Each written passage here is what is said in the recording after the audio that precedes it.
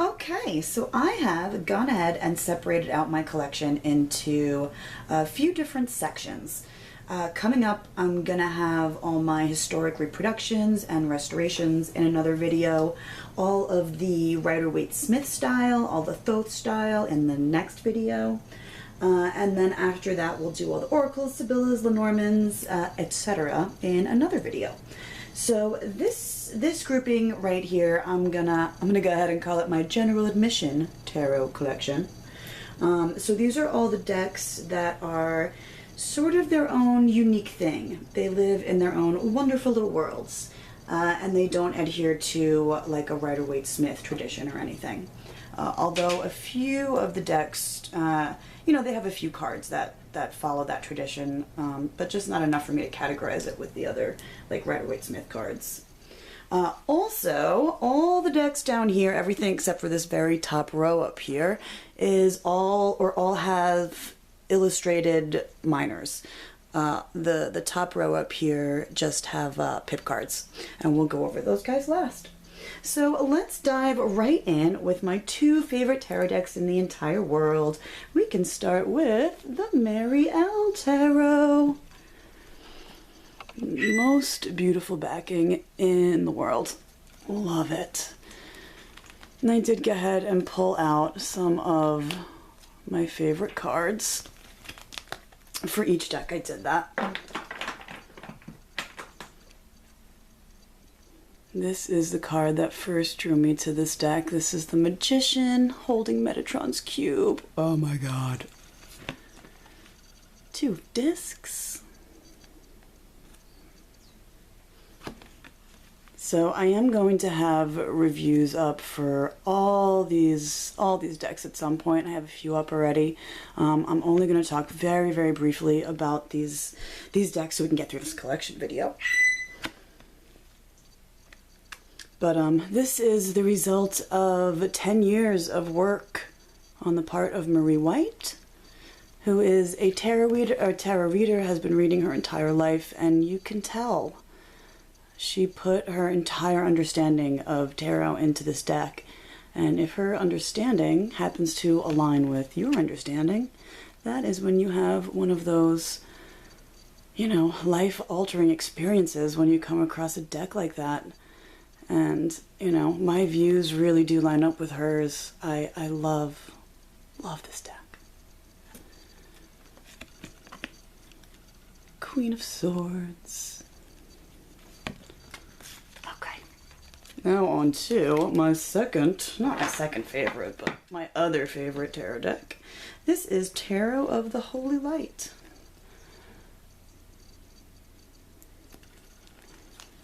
This is a digital collage deck. That's the Empress. Usually I'm not a big fan of the Empress, but oh, I love this one. It's like Diana of Ephesus.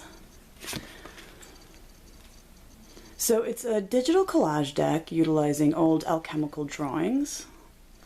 And this is done by Christine Payne Towler, who she wrote the book for it. Michael Dowders, did the artwork. I just butchered his name. But this is another life changer, another game changer. Oh my god. The book that goes along with this deck will change your life. It's very eclectic, I'd say. There's a lot of Atella-inspired, Atella-inspired interpretations, but she also touches on like the Rider-Waite-Smith meaning. And just brings it all together, man. Oh, I love this card with the platonic solids.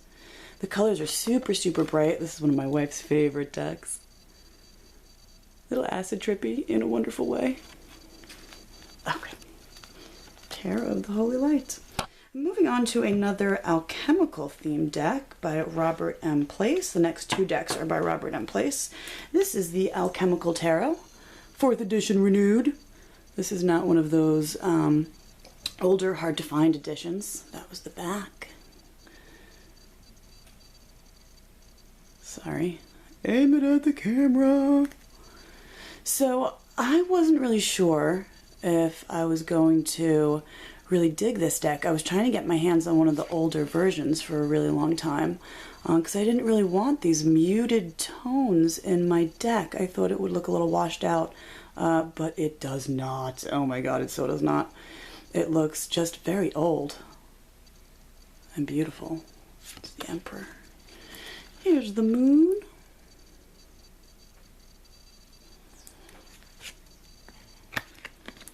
And all the kings in this deck are animals that correspond to the suit. This is the whale and the cup suit. He also doesn't have a lot of things like information listed on the card. There is, you know, the symbol for water up top. Here's another animal. Here's one. So this is the 6 of Swords. You have the symbol for air and the 6, Roman numeral 6 up in the corner here. You can see that's a very Rider-Waite-Smith inspired image though. Oh, I love the star. Medicina. So you can see too, it looks very similar to, in a lot of ways, to Tarot of the Holy Light with all the alchemical, old alchemical drawings. But his Robert M. Places is very pared down, very simple, very easy to read, not a lot going on. I did edge this deck in a nice, like greenish gold. That worked. I didn't touch the Tarot of the Holy Light, but I did edge the Mish-el Tarot also in black. It looks gorgeous like that. Next up we have Robert M. Place's Tarot of the Sevenfold Mystery. Beautiful backs. So the coloring on this deck I feel like is a little bit more similar to what the old Alchemical Tarot used to look like. But this is a deck that also draws pretty heavily on alchemical symbolism, but it also, there it is, it also draws on Platonic philosophy. It gets all sorts of Neoplatonic on your ass, and talks about Pythagoras and things like that. It's a fascinating, beautiful deck. These are like the 3 souls that Pluto talks about: the soul of reason, the soul of appetite, and the soul of will. And here they are again, represented on the Chariot. All the suits are color-coded. I think they all have the outline in red for the wands. You can see this has, I pulled the 2 6 of Swords on purpose so you can see that there are quite a few similarities between the 2 decks. There's also a lot of really, really fun differences, but a few things they have in common. Love those decks. Next up is Tarot of the Third Millennium. Here's the backs. This is such an odd deck that I find utterly fascinating. I'll show you some of the majors first. It gets real interesting once you get into the minors and the court cards. First of all, the majors are friggin' gorgeous. I mean, you could get this deck and throw away the minors if you have no interest in them and just use this as a majors only deck. That's the Hermit. This is the High Priestess. Oh, she's so cool. Strength. Something very violent and startling about almost all these cards. First of all, they're all kind of emaciated. They really pull you down to earth. I find these cards very grounding. They're not like spiritually elevating, which is strange for a tarot deck, which makes it good for working on certain things, actually. That's the Lover. So here we get our first minor card, and this is, what is this? The King of Swords. And you can see this is not like the back of the box or anything. These are URLs, website addresses on there. They made it a point when he made this deck to include modern minutia all over. Also, for every single minor, there is a tarot of, that's my bird squawking, shh, Artie. There is an insert of from the Tarot of Bologna in the corner. So you can even ignore the rest of the image, which oftentimes really doesn't have much to do with what's going on in that card, and just draw on what's in the corner there. Here's another court card. This is the Knight of Coins. Well, the knights are .mil. He explains that in the book. It's pretty interesting, actually. And then this is a regular Minor Arcana card. This is the Five of Wands. You can see we got our insert here. I'm gonna go kill my bird. And then there's even these like barcodes and all sorts of, you know, crazy modern stuff going on, juxtaposed onto these really old images. Renaissance-y images. Sometimes you can piece the picture together with certain cards if you put them all like that. Oh, there's another major. That's the wheel. The majors too also come at the tarot, or come at the classic images from like a new perspective. I'm going to talk more about this deck later. I could go on. It's really interesting. Okay, next we have the Wooden Tarot. Here is the backs. And this is a deck full of like animals and animal symbolism. Very, very surreal deck. My favorites are the birds. Oh, I love them. Justice, look, his wings are open and closed. If you just stare at these images long enough, you're going to find all sorts of really fascinating stuff to inspire you. Look at that. That is a fox. This is the sun card, and the fox's head is a sunflower. That's one of my favorites too. Look at those owls. He's got a third eye. So these paintings were all done originally on wood, hence the Wooden Tarot. All the aces are called gods. And they did go ahead and change all the suit names. What are they? Plumes, blooms, stones, and bones. This deck is definitely still available out there. It's beautiful. It's really fun to work with. It reads really well. Next up is New Zeet, aka the New Age Tarot. This is an older deck from back in the 80s. And it sort of feels it a little bit. It doesn't really bother me as much as like the Cosmic Tarot looks super 80s. This one just feels like a really fun acid trip. There is so much really cool symbolism in these cards. I just sort of track these down. This is a really fun deck. That's the Empress. Look at her, she's like wrapped in a snake. Strength. Here's a minor, that's the Knight of Wands.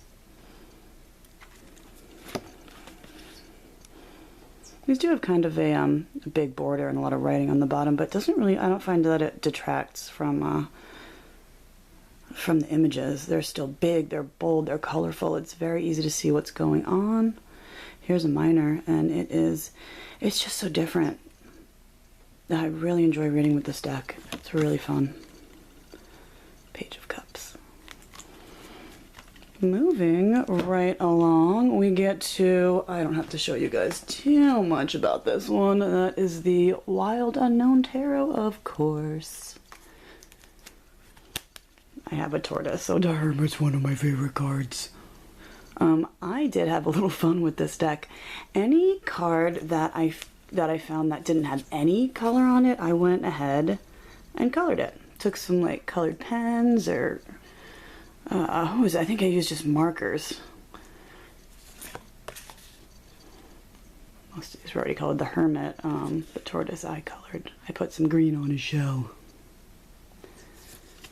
Yeah, I held off buying this deck for a little while. I thought it was maybe one of those like hipster decks, as I call them.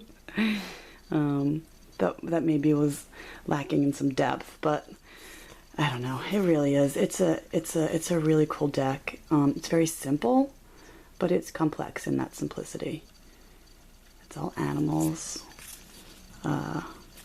or you know, suit symbols. Like this is just wands, but you can really read a lot into that image. Beautiful. Next up is the Decadent Dream Tarot by Eleanor Boyce. You can get this on their website at knacfag.com. So these are all images from, like, what does she call it? See if I can remember everything. The Art Nouveau movement, the Decadent movement, the Symbolist, oh god, I'm dropping cards. the symbolist movement, you know, jazz like that. This was kind of a fun journey. When I first got this deck, that is the Strength. Love these cards. You know, I'm not like an art history buff or anything, so I really didn't know much about most of the artists that she used. But it does come with a book that explains, you know, what artist did what art on what card, blah, blah, blah.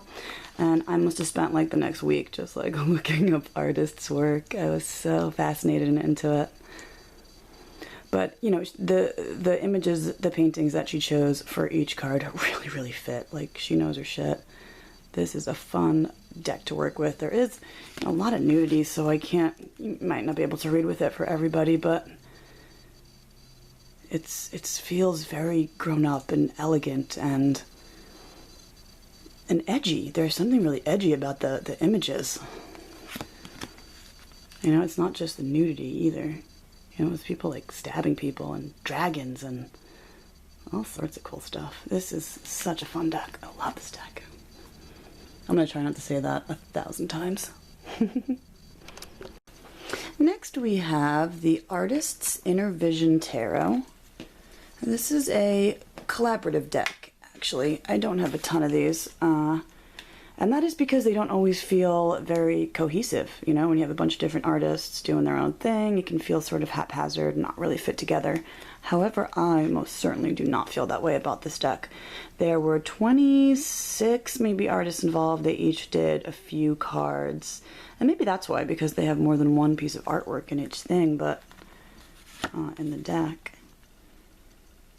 But mostly they are... I don't know about mostly, maybe it's like half and half, like digital or collage artwork, and then half like paintings and drawings and illustrations like that. I love this Empress card. This deck came out maybe 99. It does have a bit of a 90s flair to it, I guess. I feel like I see it more on the backs. Oh, I may be in that card, but I love that card. Such a great, simple representation of the Two of Coins. Gorgeous. This deck comes with a book that does something that I love too. It makes reference to like a scene in a movie for each card that relates to each card. Like, talks about Jerry Maguire and other 90s movies and stuff. Prince of Coins. Artist's Inner Vision Tarot. I think I got mine on Etsy, but I think it's up on Amazon too. Next up is the Golden Tarot of Klimt. There she is. That's the backs. So this is a deck that I was not actually after. I guess I should explain that. So I've never just like impulse bought a tarot deck. Every single deck in my collection I've handpicked, I've gone after, except for the few that I will make mention of, like this deck. And sometimes it's because I'm hunting on eBay or whatever after, you know, a certain deck that I really want to get my hands on, and it happens to come with another deck, or someone sends you the wrong thing, or, you know. If you've been collecting tarot decks for a while, you probably have come across that situation a few times. Yeah, so this deck came with something else that I was really after. And I spent some time with it. I've worked with it. I think it's beautiful. We never really clicked, though. Yeah. I actually came across my Deviant Moon Tarot that way, too. I was really just after Patrick Valenza's Triomphe de la Luna, the Majors Only deck. And that came... The Deviant Moon Tarot came with it in a set, and I really had no interest in it, but that one I sort of fell in love with. I get why everyone digs it. So, I don't know, this deck is really, really pretty. It's got beautiful gold foil, all based off the artwork of Gustav Klimt, who actually I'm a fan of, too. Very, very pretty. I mean, there's so many other tarot decks out there that I don't own that I think are beautiful, beautiful, but I just know that we're not going to be able to work together. That's the key with the tarot collection. You got to be able to use it, you know? So anyway, what I am planning on doing with this deck, and the few others that we will get to, is sort of pay it forward, hopefully, and maybe do some giveaways on the channel. That'll be one of them. I did edge it because I thought I was going to use it, but it looks really cool with that black edging. Next up we have a beautiful deck by Luigi Scapini, and that is the Medieval Scapini Tarot. Well, there she is. Beautiful backs. They look so old. This is one of my favorite High Priestess cards.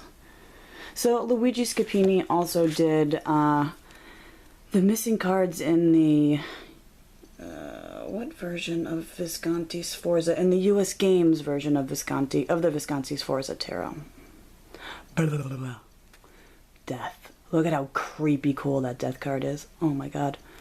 And these look truly medieval. Like, he nailed it. I think his images, his cards for the Visconti blended seamlessly too, didn't they? So this is the deck I believe he worked on after that. I noticed something sort of strange up on Eclectic at some point with this deck.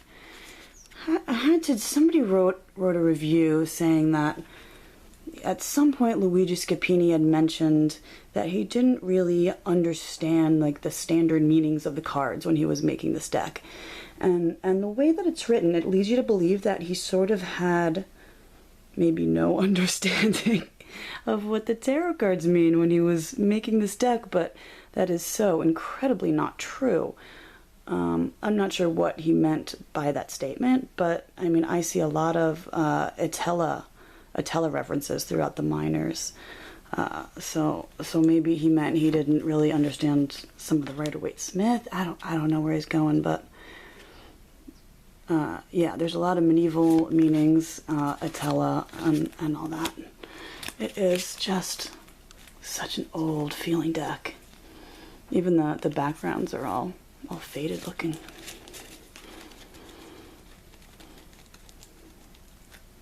Next up we have the Cheimonette or the Cheimonette Tarot. I am not sure how you pronounce it actually.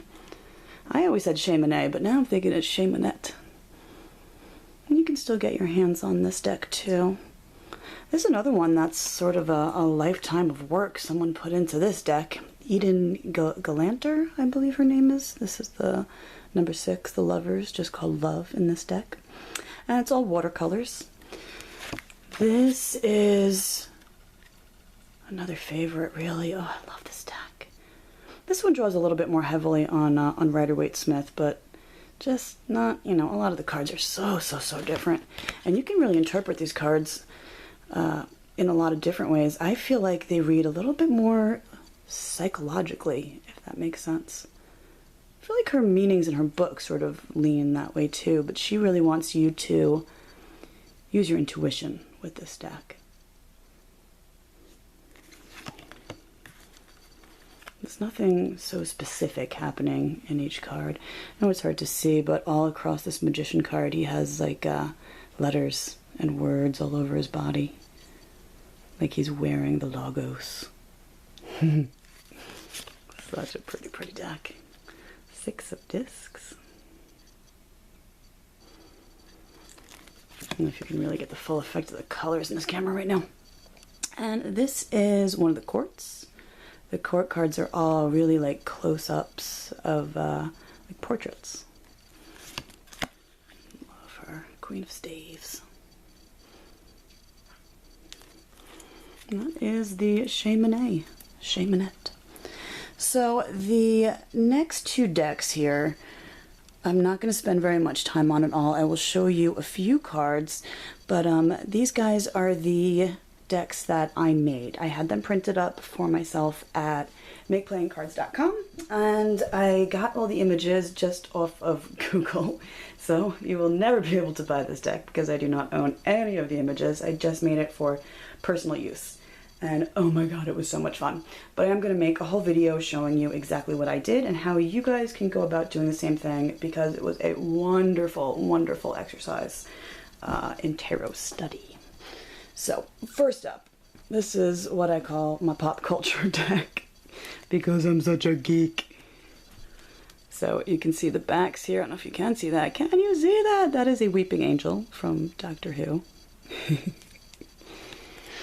And then these are all my significator cards, different characters from TV shows and things like that. Yeah, that's Jon Snow and some Trekkie shit. Put you over there. And I'm just gonna show a few. This is the Tin Man with the Ace of Cups. Ace of Swords is the, what's that guy? What's that movie? Mars Attacks. Doesn't that fit really good for the Ace of Swords though? God, it's so much fun to pick out images that speak to you for the card. Hello, Emperor. Breaking Bad. Oh, by the way, he is sitting on the Game of Thrones throne. Seven of Swords is a cigarette-smoking man. This is such a fun freaking deck to make.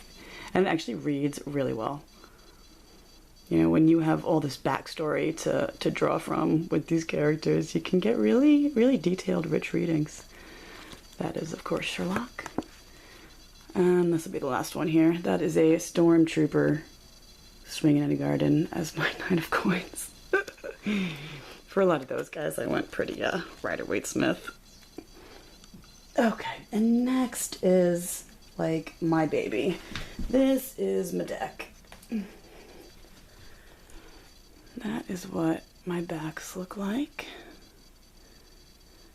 And I edged this one in black marker. One of the things I knew I wanted in my own tarot deck was a lover's card that had two women. Thank you very much. Love that. I also am in love with all things Norse and Odin and Freya. So my Chariot card is Odin on Sleipnir. Just works. I did incorporate some other runic Nordic kind of stuff in there. Got some images from some of my favorite artists. This is an Alex Gray, Two of Swords. I'm not sure who did the art for this one, but I'm absolutely obsessed with that image, especially for the Three of Discs. That helping hand from your angels. I included a lot of things that have sacred geometry and platonic solid sacred geometry stuff. Okay, I'm gonna stop there. We're gonna go over all those later. And next we have another deck with Atella flavored minors, if you will. This is Dame Fortune's Wheel Tarot by Paul Hewson, who also wrote the book The Mystical Origins of the Tarot. Pretty back.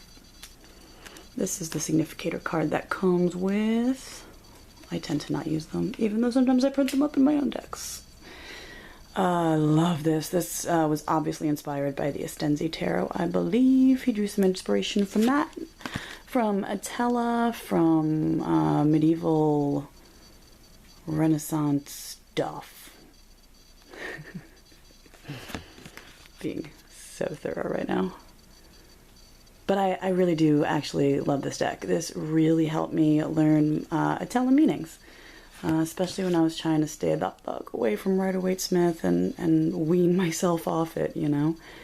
It's really kind of a fun exercise, actually, to play around with looking at the similarities between, what is this, the Wheel Tarot, Dame Fortune's Wheel, the medieval Scapini, and the Holy Light. If you compare them side by side, there's a lot of interesting parallels that can be drawn. These are all color-coded too. The majors are on this greenish yellow kind of color. And the rest are, what is that, like blue for cups, light blue for batons, orange for swords, and so on and so forth, or green for coins. It's a beautiful deck. The artwork is absolutely stunning. I love this deck. Next up we have the Tarot of the Tattoo Age. Now, there she is. If we were to have a contest for the world's ugliest tarot backings, I think that this deck might rank pretty high. I'm definitely not a fan of the backs, unfortunately. Oh my god, I'll tell you what deck would win. Do you guys remember that, what was it, the Book of Azathoth, I want to say it was called, when that deck first came out, it had the weirdest thing on the backs. It had, like, right across the entire back, the website address of where to buy the tarot deck. Oh my god. Awful. So that one would come in first place, and this deck would probably come in second.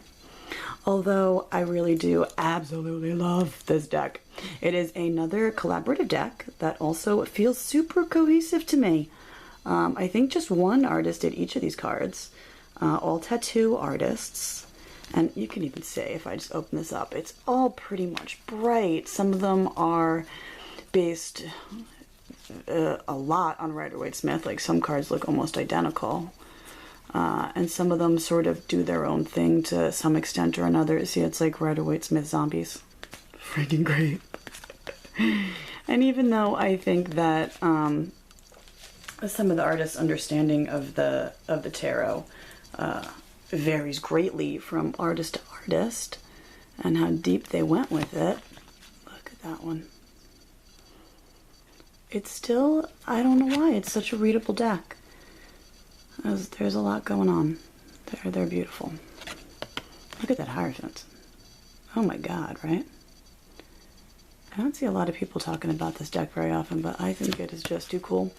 And the borders don't really bother me too much either. Maybe it's because they have that sort of, that's one of those Rider-Waite-Smith images. Maybe it's because they have that, like, Thoth kind of thing going on where there's, you know, another color in the border. That works. I love that Ace of Cups. Alright. Next up we have the Agni Roerich Tarot. This is by a very famous painter named Nicholas Roerich, whose wife is also a famous theosophical author. He's a theosophist, also Nicholas Roerich, but her name was Helena Roerich. They both have led fascinating lives, and I was a fan of both of them, his artwork and her writings especially, before I even knew this deck existed. So when I found this deck, I was like, holy shit, I have to have it. So it comes with a book that is, I think it's in Ukrainian or Russian, I'm not too sure, but it does not come in English, but both languages are at the bottom. Can you see that at the bottom of these cards? This is also the only deck I have that is kind of too big to shuffle in any normal sort of way. You know, you make do though. You shuffle it as best you can. But they are very, very large and very, very thick. I think if they were thinner, I'd be able to shuffle no problem. But this is all mostly his, or I think it's all his original artwork. On a lot of them, like in the suits, they've added, you know, swords to the image, or, you know, two of his pentacles. But anyway, his artwork is absolutely beautiful, and yeah, deck can still be found. They do make a smaller version and a mini version, I believe. Next up we have the Raven's Prophecy Tarot. This is a semi-recent addition to my collection. I don't think I've even had it a year. I did go ahead and edge the sides in orange because they have orange borders. Oh my god, it looks so cool like that. The back really isn't reversible, but again, it's one of those that doesn't jump out at you. Alright, this is the Sun. Justice. They're very simple, to the point cards. Pet lovers. A lot of animal symbolism, definitely a lot of raven symbolism. Hugin and Moonin. Odin's ravens. Gotta love it. Some of it gets a little dark and a little violent. But why not, right? Love that image. Isn't that? Doesn't that just say so much? That is the Seven of Wands right there. Just take a minute and soak that up. Oh, love her minors. You know, they can be Rider-Waite. They can be whatever you want them to be. It works. They fit. I love them. Raven's Prophecy. Good for beginners. Good for, you know, more advanced tarot practitioners too, because when you have simple images like that, you can go as deep as you want to go. you know, just works. Next up is the Grail Tarot, a Templar vision. That is what the backs look like. Unfortunately, there is a stupid-ass copyright on the backs of the cards. It says copyright Giovanni Caselli, who is the artist. But this deck is totally a world unto itself. I really do enjoy studying Grail legend and Grail myth and the metaphor, and oh, it's a neat thing to study, especially since, you know, you end up finding a lot of this Grail symbolism in your tarot cards. But this deck is devoted, obviously, solely to Grail legend and the Knights Templar. That is Percival. So pretty. But, you know, as familiar as I am with the legend, I do not know that, or with the legends, that I would be able to figure out what the fuck was going on in these cards without the book. The book is invaluable with this deck. That's the Ace of Lances. It is, the imagery is, it reads very Renaissance. That's how you bend your tarot cards. It looks very authentic, you know? His use of color. Also, if you lay out, this is number 3, Sheba. Like the Empress. Anyway, if you lay out all these majors, there's the Gnostic Christ, in a row, they all line up and they form a frieze, as it is called. And you can see it's like one continuous image. Really cool. That is the Grail Tarot. So the next 3 tarot decks I'm going to go over are like my very first tarot decks, basically, or the ones that really, really got me into it. They're all from like the mid to late 90s. This one, I want to say I got in like 97. Why the freak I remember that? I think it had just come out. But this is the mini version. I did have a normal size deck back in the day. Lost that one. But anyway, this is the Hierophant. This is the Fairies Tarot. So cute. Guess I was into fairies.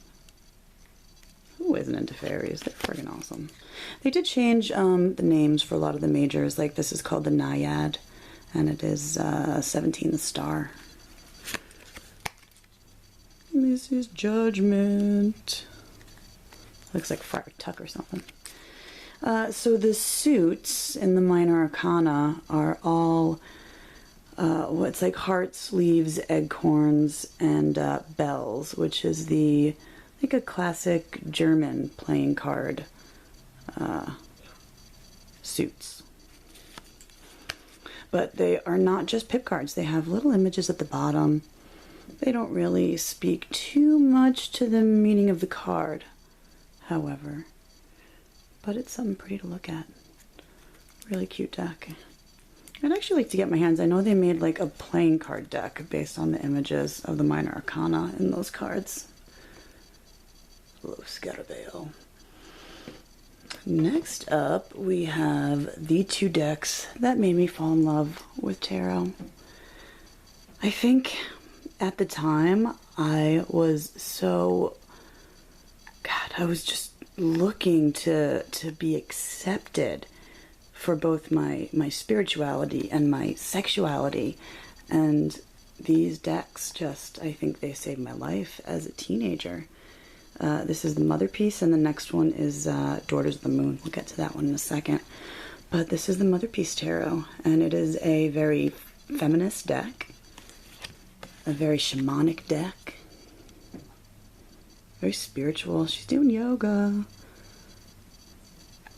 There are priestesses, shamans, sons and daughters in this deck. The shamans are like the kings, priestesses are the queens. And it's, you know, there's some men in this deck, but it is mostly women. And powerful fucking women. This is like the goddess deck.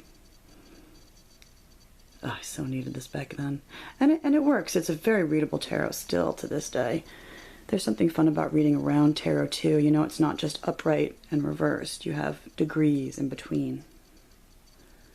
What does it say? Copyright 1981. by Motherpeace. That's when these cards first came out. Look at that. There's so much great new agey stuff in here. Oh, love. I actually have not looked through this deck in a little while. The book that comes with it is fantastic. I loved the book when I was younger too.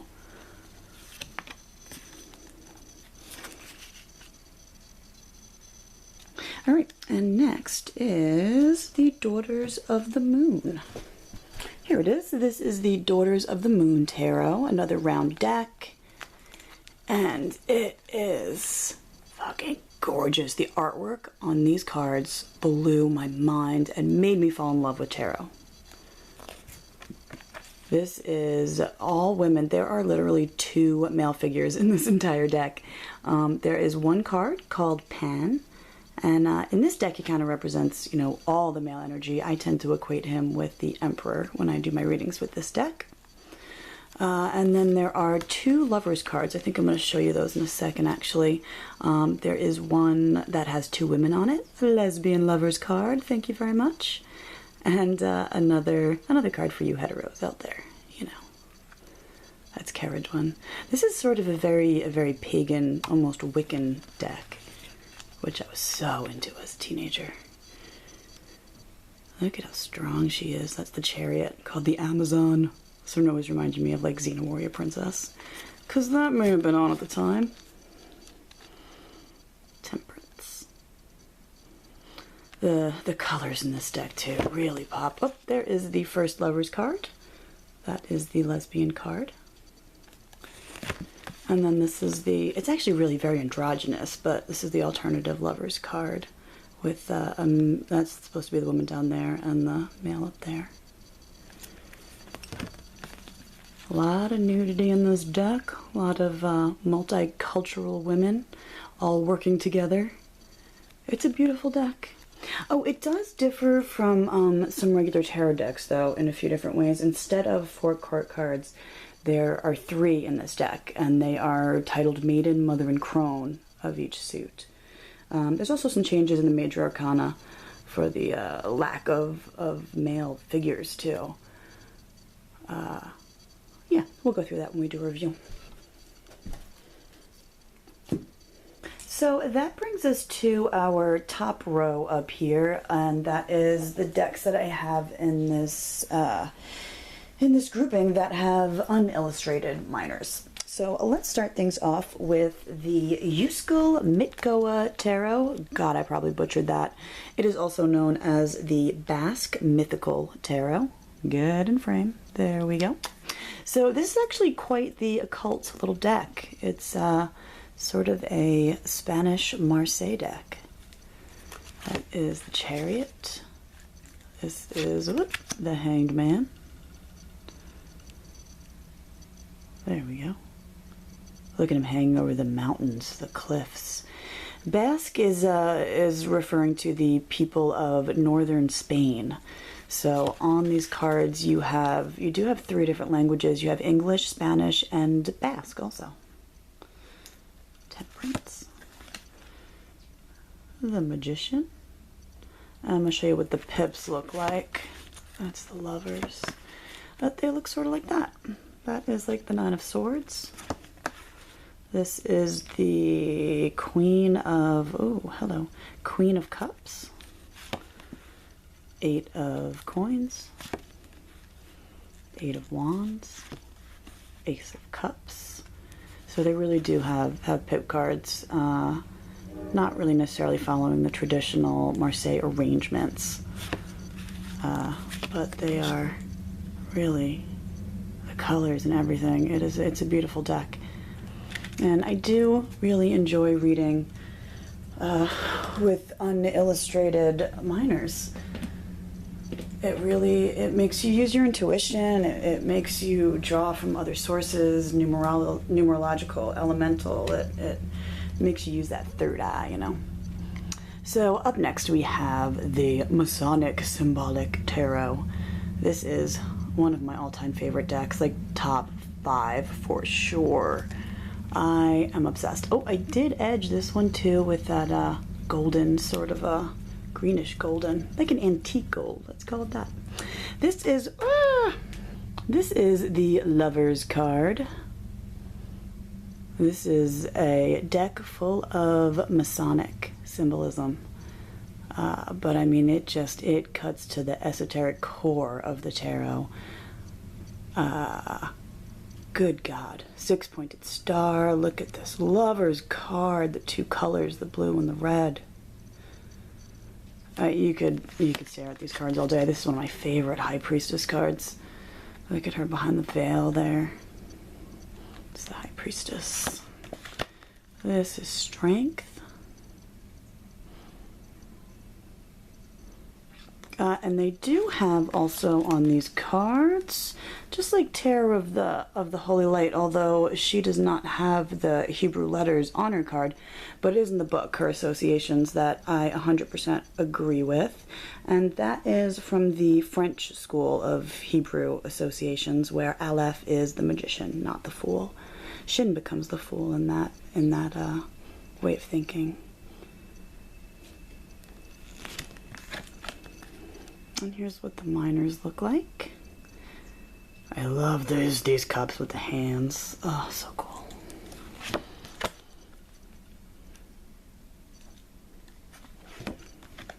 Here's the Queen of Swords. Look at the colors in this. Even the shape of these cards is symbolic. Like the backings here. This is full of like sacred geometrical, sacred geometry and stuff. Like the length is twice the width, and they even have on the backs here, when you compare the big squares to the little ones and things like that, this is the golden mean, you know, the golden ratio. Next up we have the Tarot Maddonni. Not sure if I'm pronouncing that correctly. This is another oldie but a goodie. I want to say 79, 80 this deck came out. Again, unillustrated minors, but the majors are just gorgeous, kind of silly, really fun. Look at the hat on the pepes.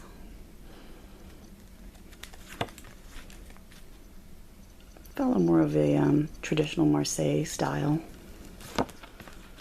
Knight of Swords. Colors are just so cool. I love reading with this deck. Now the minors look like this. They'll have one image in the center of whatever suit it is and the number in the corner. So this is the Two of Wands. Sometimes you might jump to conclusions and think that they're all aces, but they're not. Excuse me. Four of Cups.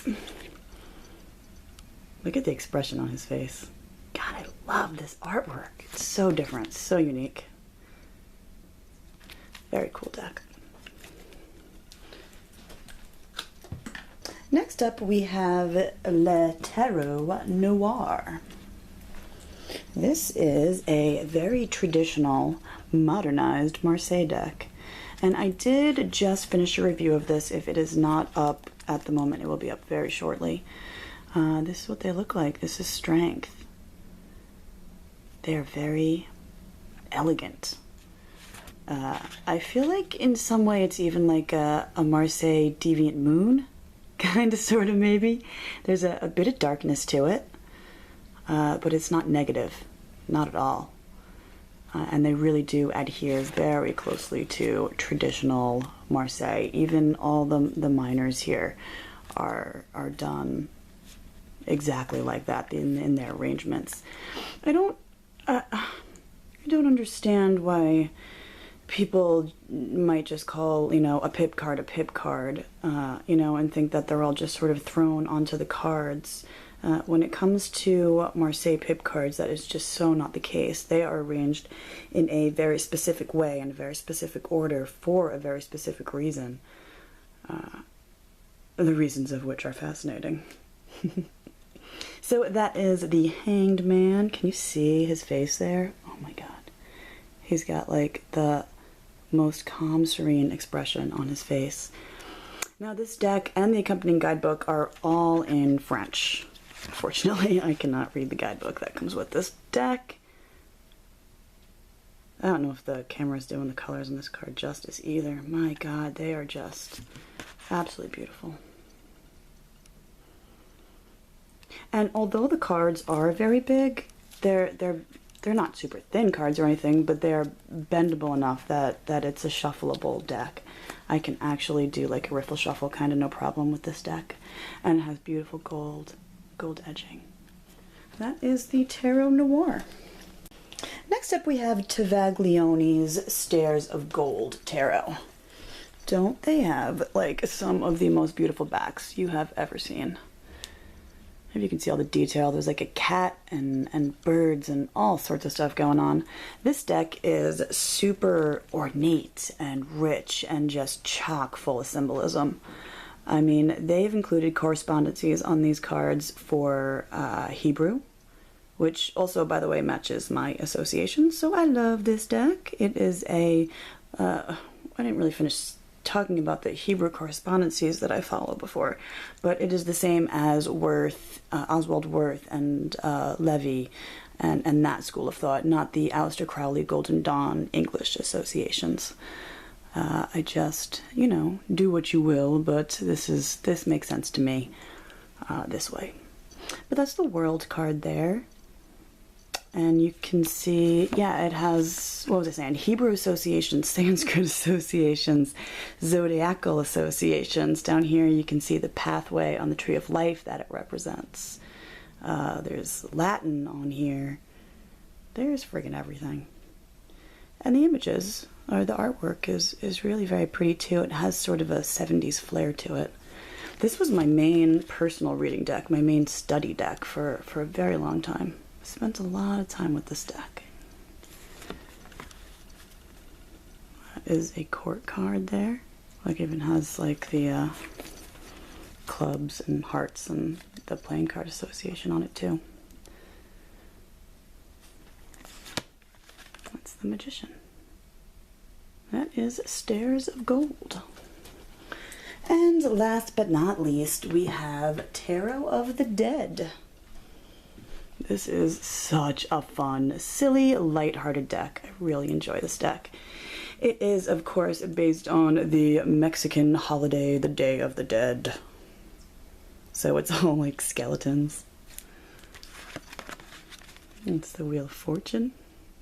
Silly little skeletons.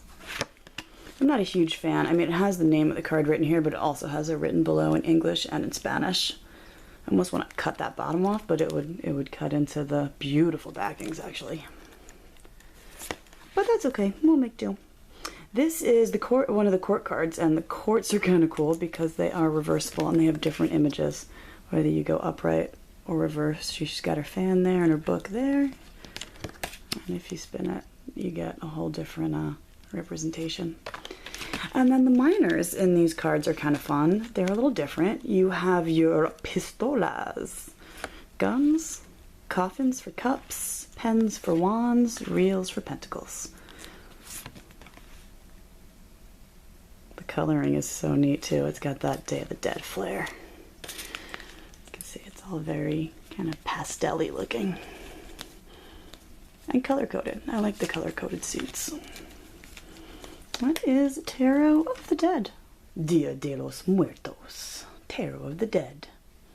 Alright, that about does it for this part one of my tarot collection. Stay tuned. Next we're going to go through, in part two, Rider-Waite-Smith style decks and Thoth inspired decks. Thanks, guys.